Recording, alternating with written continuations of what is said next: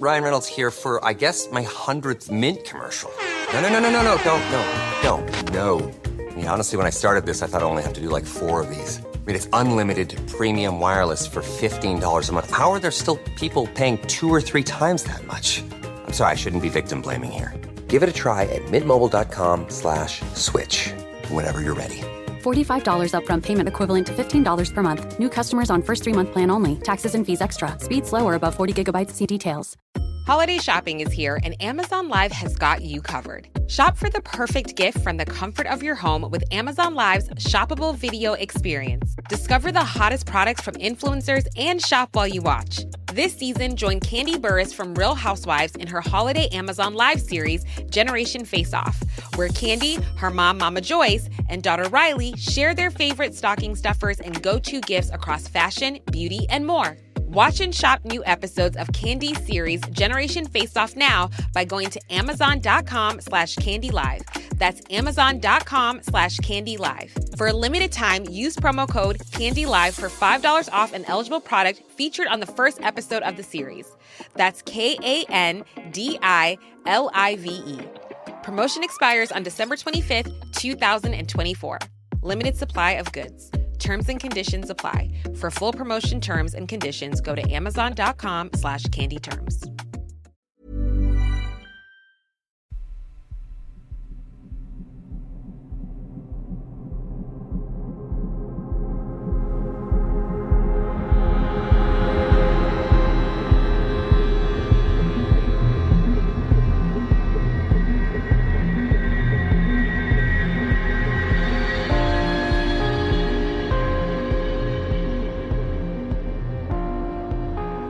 Welcome to episode number 252 of Real Life Ghost Stories.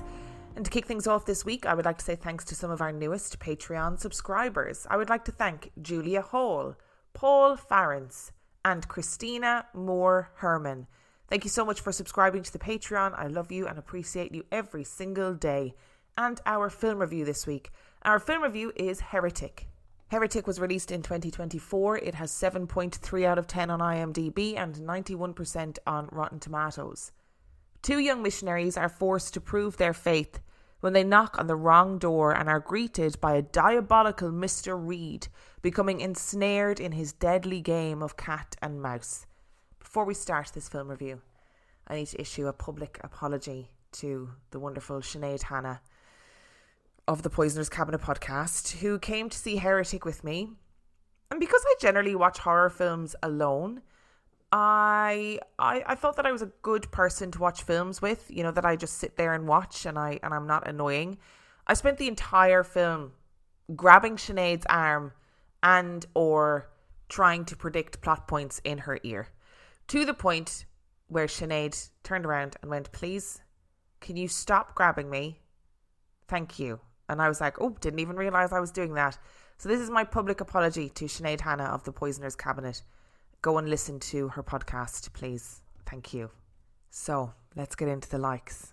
I had seen the ads for this, right? I had seen the trailers in the cinema. Didn't really know what to expect. And I was very pleasantly surprised. We got to address the elephant in the room. The first thing we need to talk about, which is that Hugh Grant plays the antagonist in this. And he's great. He is really good.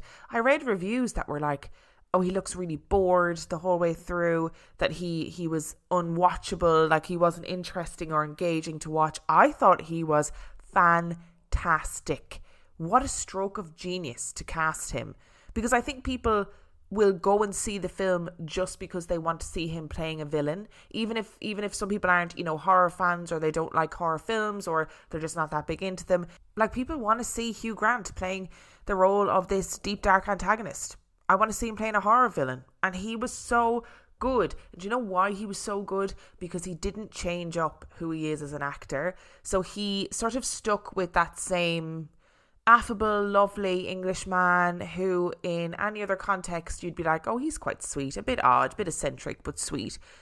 But in this context, it becomes incredibly disturbing when he's this jokey, jovial, lovely, well-spoken man with very kind of animated facial expressions, and He's making little jokes and quips the whole way through. And he was good. I enjoyed watching him. I want to see more horror villains from Hugh Grant.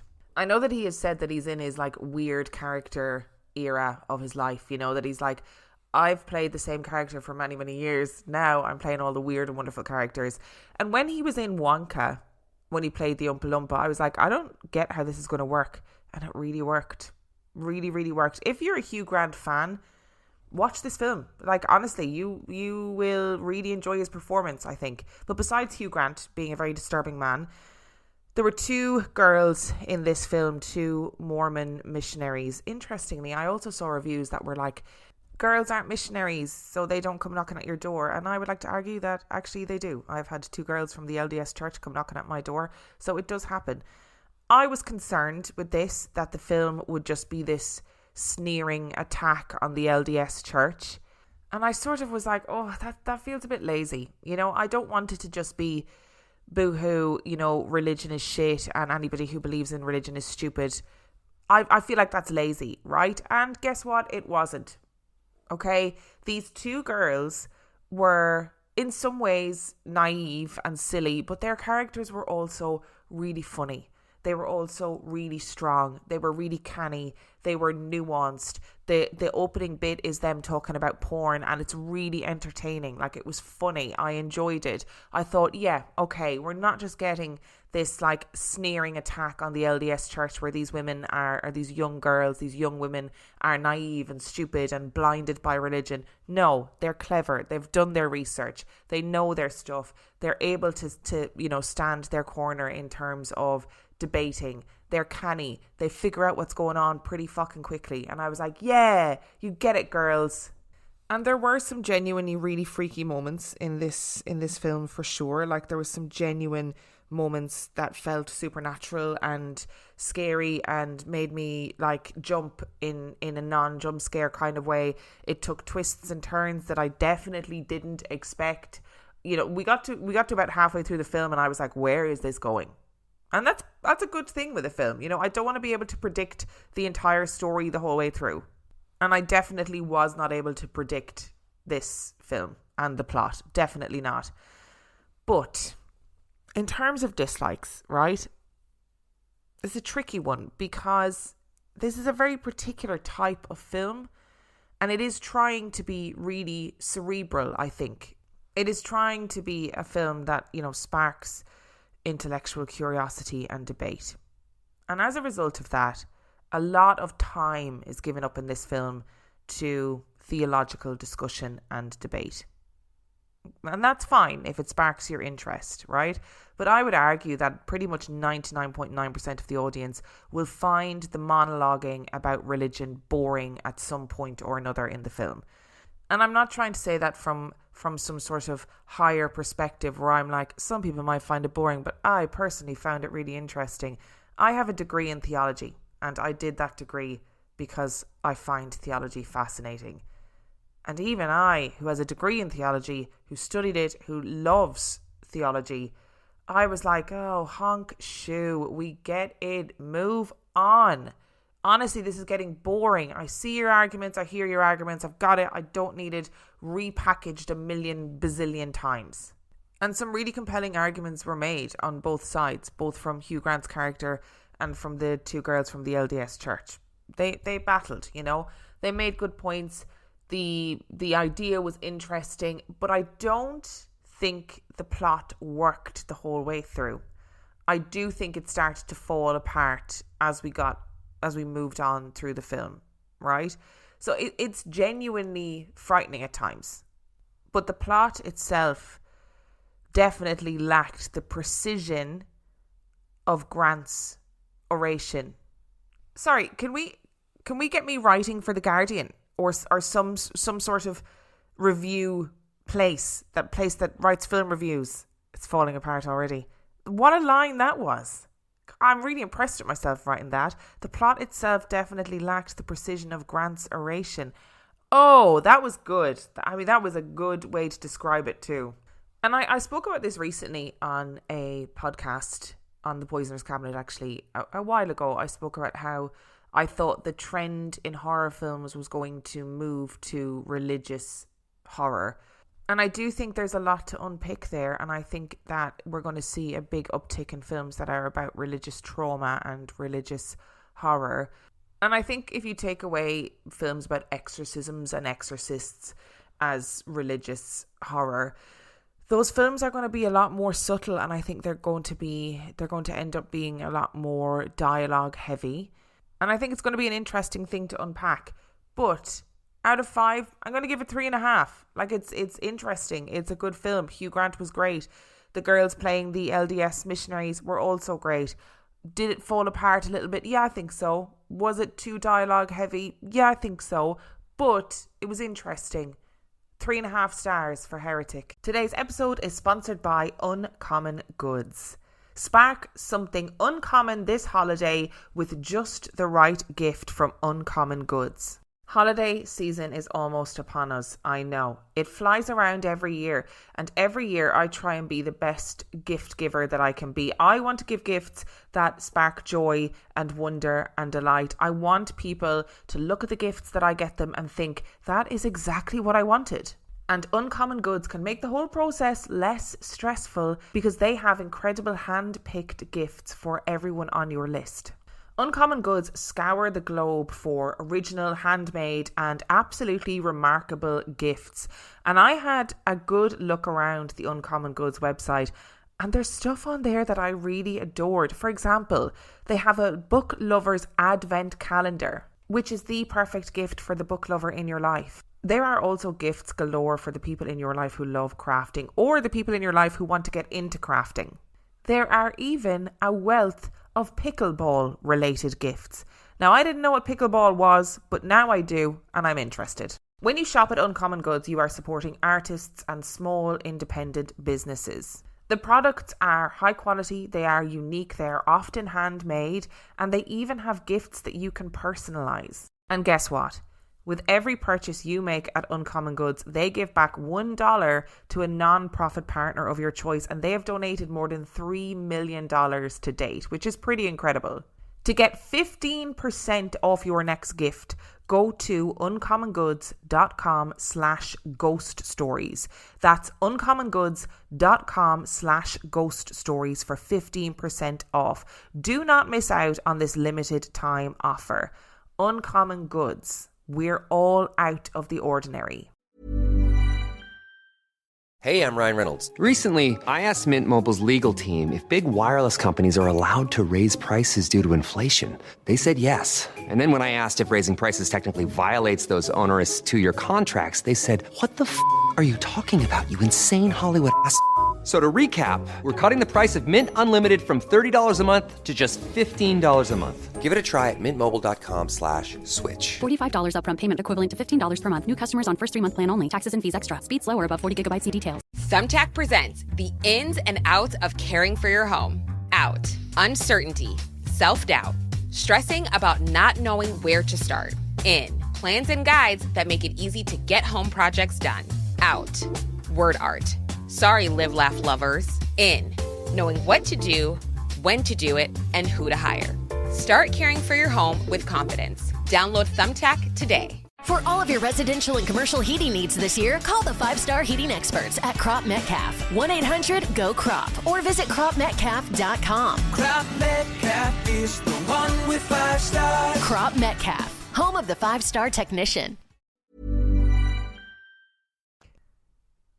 Which brings us to our story this week. And our story this week, we are going to be deep diving into the wonderful world of haunted islands. You'll have seen that in the title anyway. You're not silly. And this is going to be a 2-parter. And this was inspired by a series of articles that were on Mysterious Universe. I talk about Mysterious Universe a lot. It is a website. I also think they have a podcast. I've never personally listened to it, but they do have a website where there's loads of brilliant articles and stories and about paranormal stuff and weird stuff and UFOs and cryptids and anything you could want in the paranormal. It is on Mysterious Universe. So I highly recommend checking out Mysterious Universe, the website, if you are interested in that kind of thing. And considering you're listening to this podcast, I can only assume that you are. So let's deep dive headfirst into these stories.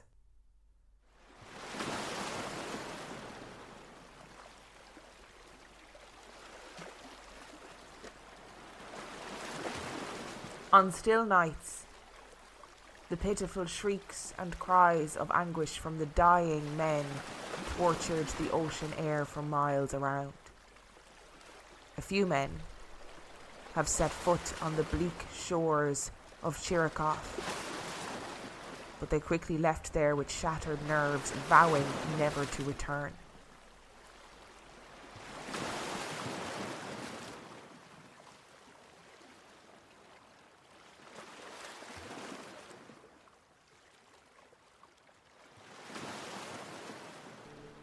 Chirikov Island is one of a series of islands stranded in the frigid waters of the Gulf of Alaska, and its history is as bleak and desolate as the island itself. For centuries, a species of squirrel who had adapted to live on the ground instead of in the trees were the only inhabitants of this grassland. That was that. No trees, no people, not even an animal bigger than a rodent to speak of. And what you heard was a brief excerpt from a captain's log describing this island off the coast of Alaska. This island that has been cloaked in mystery and shrouded by mysterious, and some would say malevolent, paranormal activity. In the 19th century, foxes were introduced to the island in the hopes of building up a fox farming and fur industry. Those hopes and ambitions fell flat, as did the following attempt to do the same with cattle. A herd of bulls and cows were brought in during 1867, along with a few herdsmen and ranches to look after them. And, as a result, Chirikov saw its first village. These villagers scratched out a meagre living for themselves on this cold and desolate island for a few decades, before the growing grew too tough and they abandoned the settlement. Shipwrecks, plane crashes, bad business, even worse product, and unruly, seemingly untamable cattle all drove the meagre industry the beef farming operation had managed to cling on to into the ground, and eventually the island of Chirikov was surrendered back to the elements. But what was it that made the island so uninhabitable? Other rural and seemingly inhospitable lands had been settled before, and by less equipped, less experienced people. How was it that even by the 1980s, humanity still couldn't lay claim to an island that had once been conquered by squirrels? Some say it was hubris that led to Chirikov's downfall. Others say the land had long since been cursed and would doom whoever dared to set foot on the island itself. As the legend goes, it all started with the Russians. Writing in 1886, Henry Wood Elliot described a cruel and desolate island where the Russian Tsars would send men to disappear. Held on this penal colony, Russian prisoners were forced to live in squalor and were often just left, subjected to the frigid Alaskan weather and the foul tempers of their guards. Though no physical evidence of this penal colony exists today, Henry Wood Elliot's account of Chirikov Island were corroborated by a contemporary skipper called Captain E.L. West, whose excerpt, I have to warn you beforehand, is riddled with racial comments about Native Americans, but it does paint a picture of the island and its history. There is one island in Alaskan waters, the excerpt from his log reads, on which the foot of man, white or red, is never placed. Chirikov Island, south of the Samedi Group, is inhabited beyond doubt by the spirits of former Russian exiles, and they will permit no intrusion of their haunts by earthly inhabitants. The Aleut tribe realise this fact, and neither love nor money can induce them to step foot on the island or go near it in their canoes or boats. On still nights, the pitiful shrieks and cries of anguish from the dying men tortured the ocean air for miles around. A few white men have had the temerity to set foot on the bleak shores of Chirikov, but they quickly left there with shattered nerves, vowing never to return. They bring skeletons of men, with chain and ball bound to the ankle and wrist bones. Other skeletons are to be found there with the ribs broken, others with the skull, forehead or jaws crushed into an indistinguishable mass. There are, on every hand, evidence of the terrible brutality of the fiendish keepers to the helpless men in their charge, some of them too horrible to mention. According to Captain West's account, these Russian prisoners were often tortured and were forced to wear a metal ball and chain at all times. Worse still, he says, that they would often be executed for no reason and with no warning, and the ones who were simply shot or hanged were the ones who were lucky. Many of these men were buried alive or were left to slowly starve to death. It is believed that the horrible treatment and the terrible final moments that these men experienced have left a lasting curse on the island, or have perhaps attracted a force even darker and more sinister than the one driving the minds and the hearts of those guards. Accounts from Captain West claim that his men and those from other ships would hear ghostly cries and screaming coming from the island, and these disembodied wails were often accompanied by the loud and haunting metallic sound of the clinking of chains.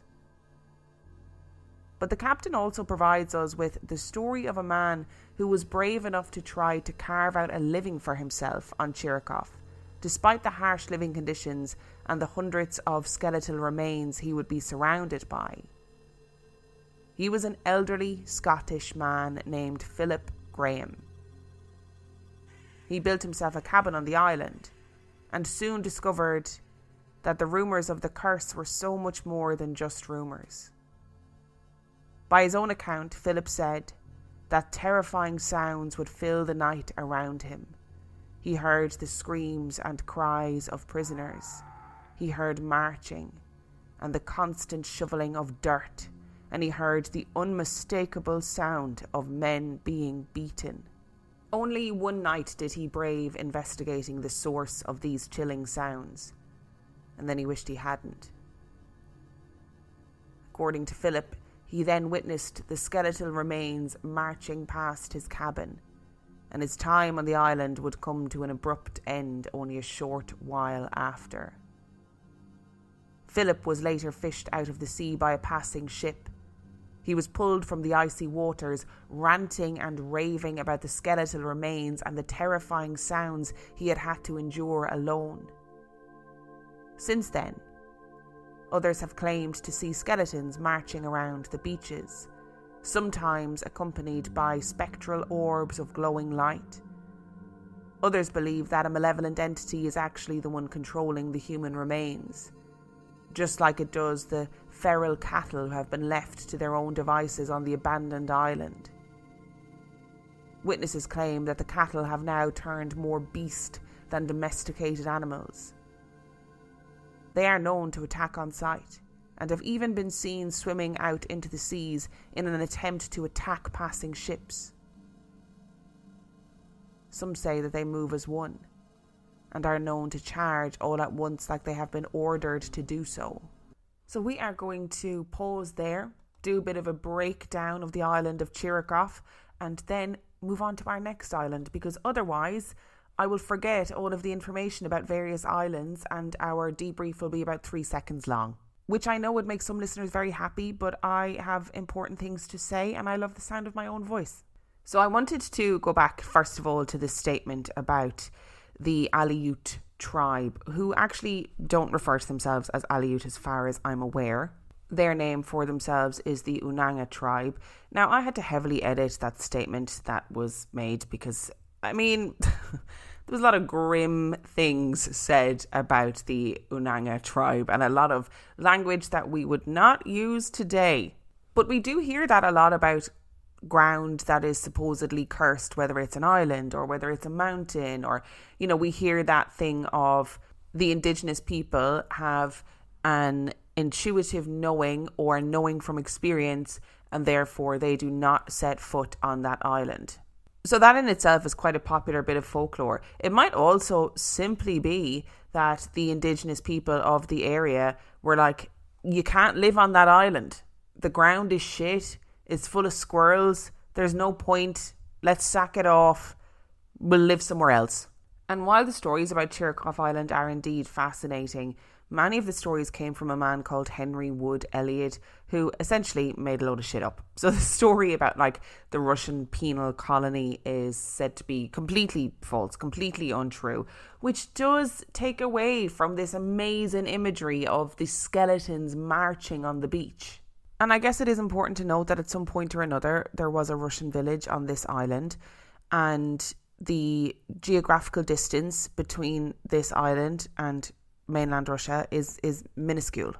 So while there doesn't seem to be any evidence to suggest that there was actually a penal colony on this island, doesn't mean that people didn't live and die there. And it doesn't mean that people didn't have a hard life trying to live on this island. And I also love the story of this elderly Scottish man, Philip Graham, being like, I'm going to fucking live on this island, because if there's a hardy people in the world, it's Scottish people. And if an elderly Scottish man couldn't live on that island, then nobody could.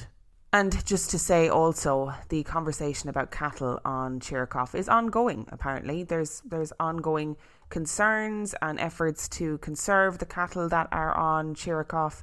And I think that people who aren't maybe raised in a farming background or in a rural community, they're often surprised that cattle can be really dangerous. But cattle can be really dangerous. Not just bulls. Like, obviously, we all hear stories about bulls charging at people and, you know, don't get into a field if there's a bull in it, etc. But cattle, cows, if a cow has just had a calf, they are dangerous. They will protect that calf at any cost. And if those cows have been on that island for a long period of time without any really strict human intervention, let me tell you, they're not going to take too kindly to humans. You know, we often think of cattle as being like these lovely, docile creatures. And for the most part, yes, of course they are. But people are killed by cattle on a really regular basis. What has come out of this particular island story, however, is the fact that Alaska has some serious, freaky stories. Not just ghost stories, all sorts of cryptid stories and lost people's stories. And really crazy stuff. So expect an Alaska episode at some point soon. Let's move on to our next island. Off the coast of Michigan lies the island of Mackinac, one that has been steeped in centuries of death and destruction. What was once the home and burial grounds to native tribes, European settlers arrived on the island during the 1600s to find it mysteriously abandoned. Since then, the island has seen massacres and war. It's seen battles and sickness, and perhaps no place on the island itself has seen more carnage than the military outpost of Fort Mackinac. Through the many ongoing battles between European countries fighting for territory and the Civil War, the military hospital at Fort Mackinac saw no shortage of death and heartbreak. That was doubly so when the island suffered a catastrophic outbreak of typhoid fever and tuberculosis, which left at least 13 children of soldiers stationed at the fort dead as well. One of those poor, unfortunate children was only 5 months old at the time of their passing.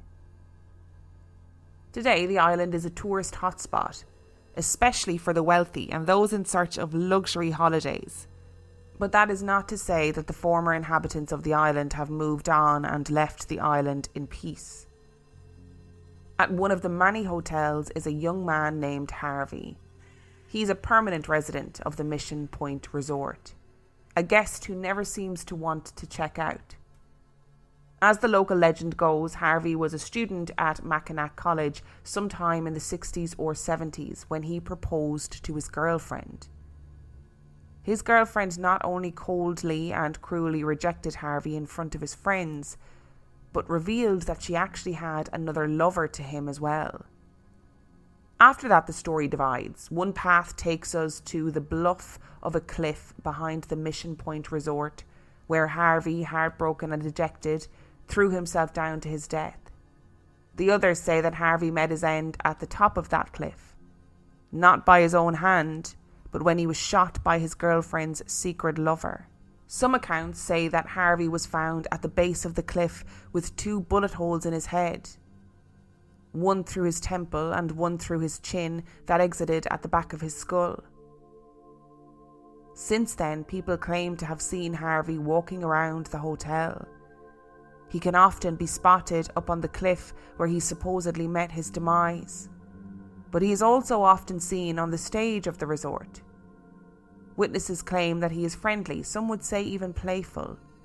They claim that Harvey enjoys turning the lights on and off in the rooms while people are sleeping and will often hide people's personal belongings and move the furniture around during the night. Others claim, although these accounts have never been directly attributed to Harvey, that one bed in the hotel is known to shake so much that the hotel management has had it bolted to the floor.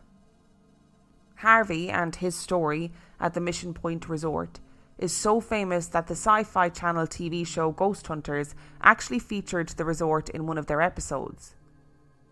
But not all of the paranormal residents at Mackinac seem to be as friendly and mischievous as Harvey.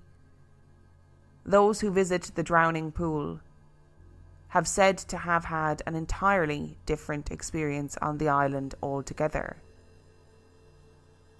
As part of the hunt for witches during the 17 and 1800s, women would find themselves subjected to all sorts of trials and tribulations, many of which resulted in their deaths. That was the case for 7 women on the island of Mackinac, who were accused of seducing soldiers and traders into their homes. These women would face their trial at the lagoon. They would have stones tied to their ankles, and if they sank to the bottom of the water, then everyone would know that they were in fact not witches. If they floated, the women would be fished out of the water and then burned at the stake. It is perhaps no surprise that these 7 women at Mackinac passed their trial, but perished at the bottom of the lagoon. Since then, witnesses claim to see and hear mysterious splashes across the surface of the lake. Others see dark shadows moving just below the surface that seem to move without making a sound or even any ripples. Others say that they can't stay long by the lake without being overwhelmed by a palpable feeling of dread. I mean, this island has everything, right? Rich people, luxury resorts, typhoid fever and tuberculosis, a jilted lover, and witches. And, you know, when you put it like that, you'd be more surprised if it wasn't haunted, to be honest. And Tim and I have spoken about this in 31 Days of Terror. Like, military hospitals were insane. Like, they were just wild. The stuff that the nurses and doctors had to try and manage in military hospitals, and also these poor people who were riddled with these horrific injuries. Like, there's so much tension and trauma and emotional output there. But it is interesting that the overriding story is a story of a jilted lover.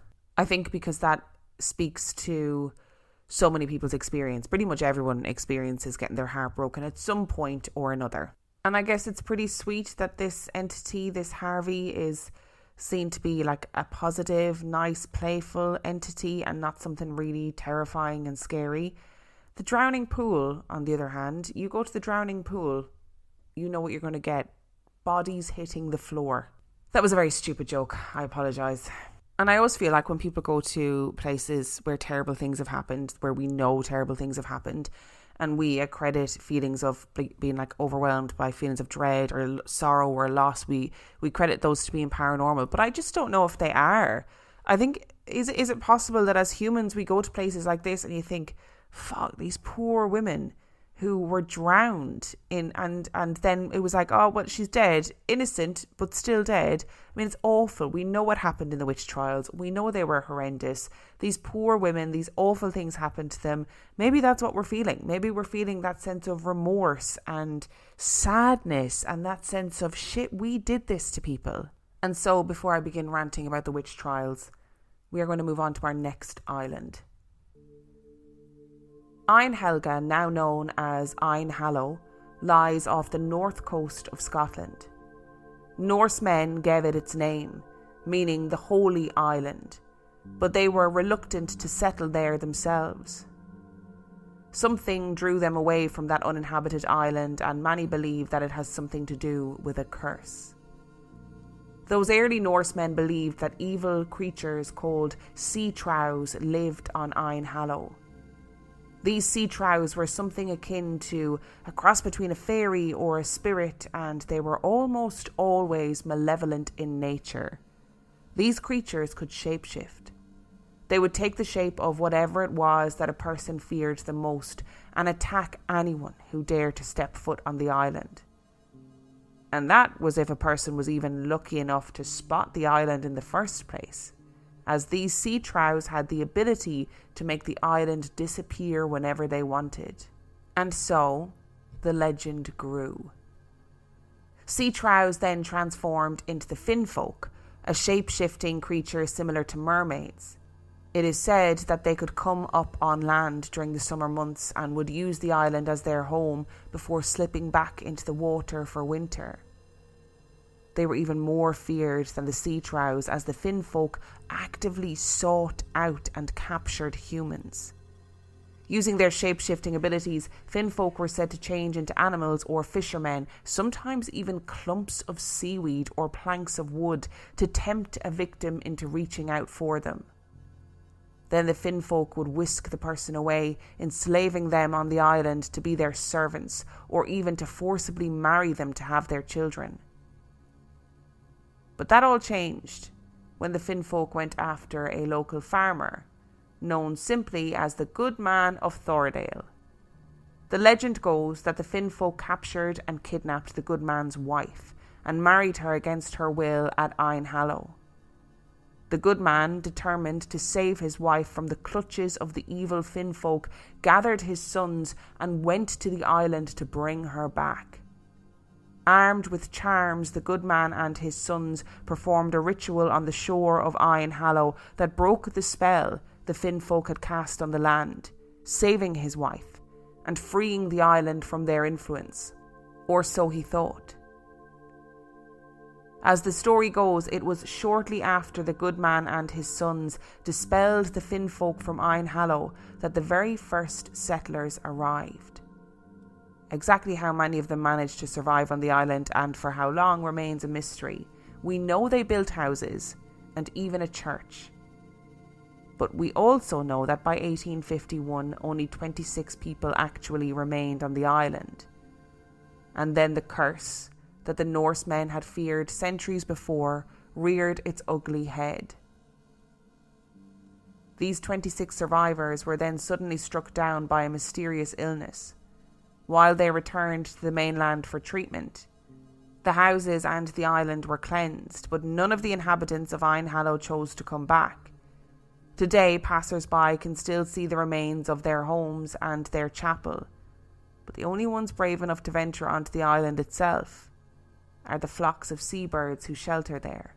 Oh, I just love this story. Not only do we have sea trows and Finfolk, but we have a curse on the island, and we have all of the islanders abandoning the island overnight, and nobody's ever lived there since.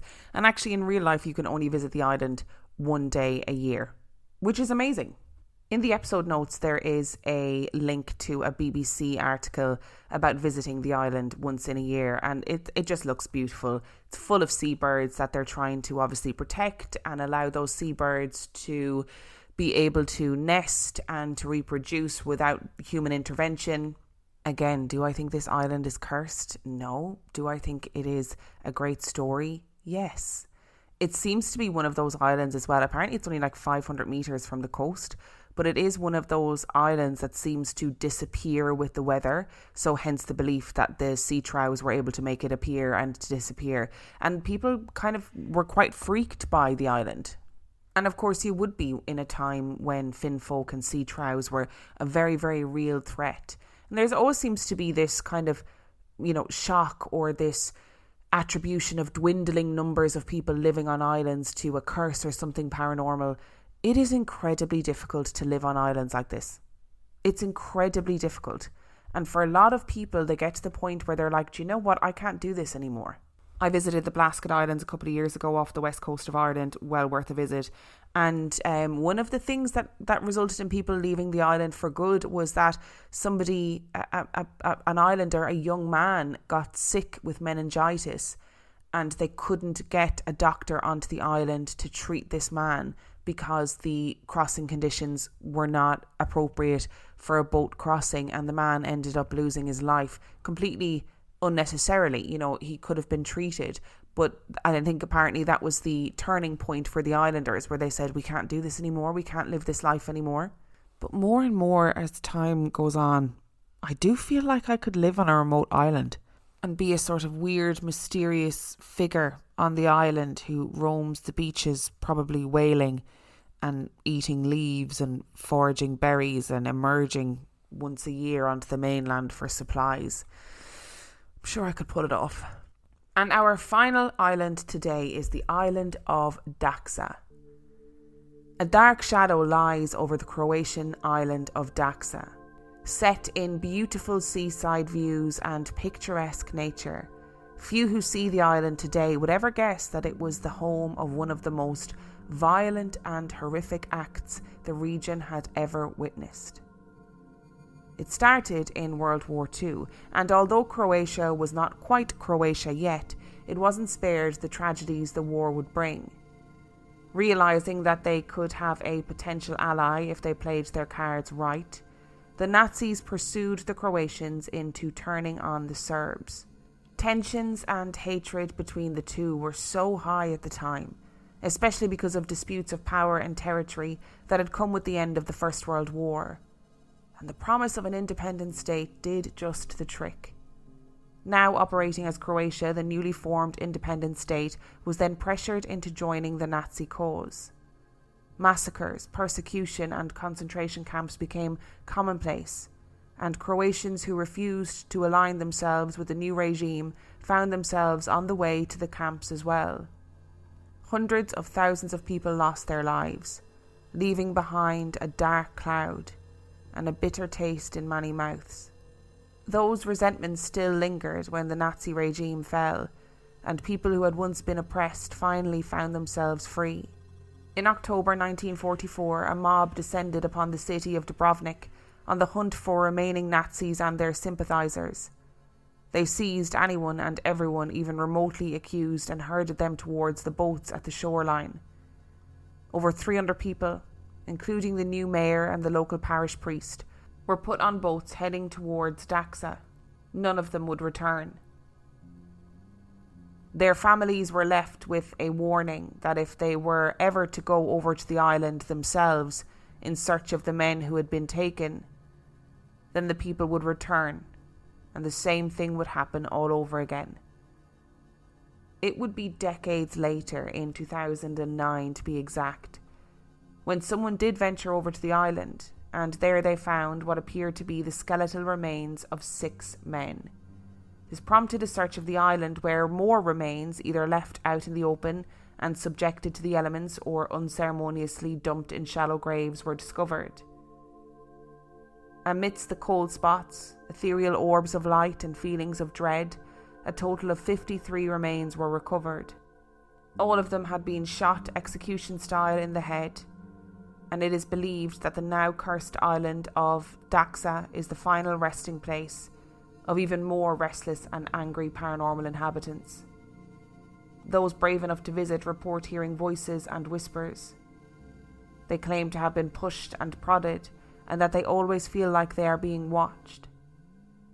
Those crossing to the island on rowboats say that the boats will be rocked and hit from underneath by mysterious, unknown, malevolent forces. So there was a lighthouse keeper on this island as well, and when these executions were taking place, the lighthouse keeper was moved off the island and told, don't ask any questions. You know, lighthouse keeper and his family, I think they were moved off the island for like 20 days or something, and then they went back to the island and resumed lighthouse duties, and they apparently would hear screaming, crying, wailing in the night. The lighthouse was on like one side of the island, and they would hear all of these whisperings and crying, and they just couldn't determine whether it was, you know, some sort of paranormal activity or whether there were actually more men on the island, which is really horrific when you think about it. And maybe in a way it was preferable and, I don't know, easier to say, oh, it must be ghosts. And to be clear, I am aware that Croatia has a long and complex history, but it is difficult to include that in one singular episode. So, you know, we got the too long didn't read version of Croatian history and the Daxa massacre. Like I said at the top of this episode, do go and check out Mysterious Universe. It's a great website and a great resource. Also, this is going to be a two-parter. There will be another episode on Haunted Islands, but it probably won't be next week. Probably be the week after, or maybe even the week after that, depending on how I'm feeling. Thank you so much for listening to today's episode. If you would like to share a spooky story that you have experienced, then you can send it to reallifeghoststoriespodcast@gmail.com. You can also check out the website reallifeghoststoriespodcast.com. And if you are desperate for some extra content, you can subscribe to the Patreon. That is patreon.com/reallifeghoststories, where for $5 a month or $2 a month, you get access to heaps of extra content, as well as every single main and mini episode completely ad-free. And on that note, I shall see you next time. Holiday shopping is here, and Amazon Live has got you covered. Shop for the perfect gift from the comfort of your home with Amazon Live's shoppable video experience. Discover the hottest products from influencers and shop while you watch. This season, join Candy Burris from Real Housewives in her holiday Amazon Live series, Generation Face Off, where Candy, her mom, Mama Joyce, and daughter Riley share their favorite stocking stuffers and go-to gifts across fashion, beauty, and more. Watch and shop new episodes of Candy's series Generation Face Off now by going to amazon.com/candylive. That's amazon.com/candylive. For a limited time, use promo code CANDYLIVE for $5 off an eligible product featured on the first episode of the series. That's KANDILIVE. Promotion expires on December 25th, 2024. Limited supply of goods. Terms and conditions apply. For full promotion terms and conditions, go to amazon.com/candyterms.